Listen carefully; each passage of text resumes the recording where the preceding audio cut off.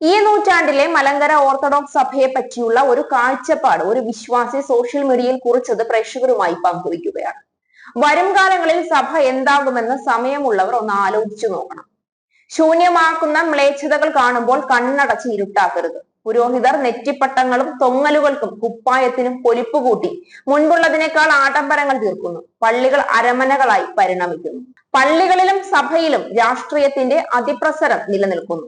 ഭരണസമിതികൾ രാഷ്ട്രീയക്കാർ കൈക്കലാക്കുന്നു. അതിന് പുരോഹിത വർഗവും കൂട്ടുനിൽക്കുന്നു. പള്ളികൾ യാതൊരു നിയന്ത്രണവുമില്ലാതെ ബഡ്ജറ്റ് ഉണ്ടാക്കുന്നു, ചിലവഴിക്കുന്നു.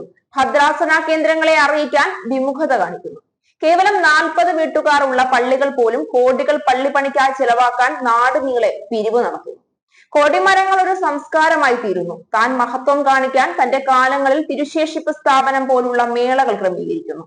അതിനെ എതിർക്കേണ്ടവർ പോലും മയങ്ങി വീണുപോകുന്നു. ഒരച്ഛൻ സ്ഥാപിക്കുന്നു, ധൂപം വെക്കുന്നു, മറ്റൊരച്ഛൻ പൂർണ്ണമായും തിരസ്കരിക്കുന്നു. ജനങ്ങളിൽ ആത്മീയ സംഘർഷം സൃഷ്ടിക്കുന്നു. സ്പോൺസർ പരിപാടികൾ കൊണ്ട് പള്ളികൾ കൊഴുക്കുന്നു. പിന്നിൽ സാമ്പത്തിക ക്രമക്കേടുകൾ നടനമാടുന്നു. 8 നോമ്പ് കാനോനികമല്ലെന്ന് പറയുന്നു. ശ്രേഷ്ഠ പുരോഹിതർ മഹനീയ നേതൃത്വം കൊടുത്തു കൊഴുപ്പിക്കുന്നു. അതുമൂലം ക്രിസ്തു മൂല്യം കുറഞ്ഞു പോകുന്നു. സമ്പത്തും ആൾശേഷിയും സ്വാധീനവും ഇല്ലാത്തവൻ ആത്മീയതയിൽ നിന്ന് പോലും ഒറ്റപ്പെടുത്തുന്നു. പള്ളികളിൽ സംസ്കാരത്തിന്റെ പേരും പറഞ്ഞു മഹാബലിയെയും വാമനനെയും ഒക്കെ മദ്ബഹയുടെ മുന്നിൽ എഴുന്നള്ളിക്കുന്നു. പള്ളിയും അതിന്റെ വിശുദ്ധിയും നശിപ്പിക്കുന്ന വാക്കുകളും പ്രവൃത്തികളും സംഭവങ്ങളും അരങ്ങേറിയിട്ടും ഉത്തരവാദിത്തപ്പെട്ടവർ കണ്ണടയ്ക്കുന്നു. കണ്ടില്ലെന്ന് നടിക്കുന്നു. നടപടിയെടുത്താലോ സ്ഥാനഭേദമന്യേ നിശിതമായ വിമർശനത്തിനും പരിഹാസത്തിനും പാത്രമാകുന്നു. സഭയിലെ ഉന്നത സ്ഥാനികൾ പോലും വൻ സാമ്പത്തിക ക്രമക്കേടുകൾക്ക് വശംവദരാകുന്നു. കോടികൾ സഭയ്ക്ക് ബാധ്യത വരുത്തുന്നു. തന്മൂലം നിരപരാധികൾ ശിക്ഷിക്കപ്പെടുന്നു. സഭയിൽ ഒരു ഭദ്രാസനത്തിലും ഉൾപ്പെടാത്ത പുരോഹിതർ തന്നിഷ്ടം പോലെ കറങ്ങിയും കിറുങ്ങിയും നടക്കുന്നു. അവിവാഹിതരും വിവാഹിതരുമായ വൈദികർ ആർക്കും വിധേയപ്പെടാതെ സ്വദേശത്തും വിദേശത്തും പരദേശികളായി നടത്തുന്നു. പിരിവ് നടത്തുന്നു. ആർക്കും ആരോടും കണക്ക് ബോധിപ്പിക്കേണ്ട ഉത്തരവാദിത്വവുമില്ല. സഭയിൽ കോടിപതികളും ലക്ഷാധിപതികളും സാധാരണക്കാരും ദരിദ്രരുമായ വൈദികർ എന്ന അതിഭീകരമായ വേർതിരിവ് ആരും കാണാതെ പോകുന്നു. ആശ്രമങ്ങളിൽ പരസ്യമായ രഹസ്യ മ്ലേച്ഛതകളിൽ മനം നൊന്ത് നല്ല മനുഷ്യർ പുറത്തുചാടി രക്ഷപ്പെടുന്നു.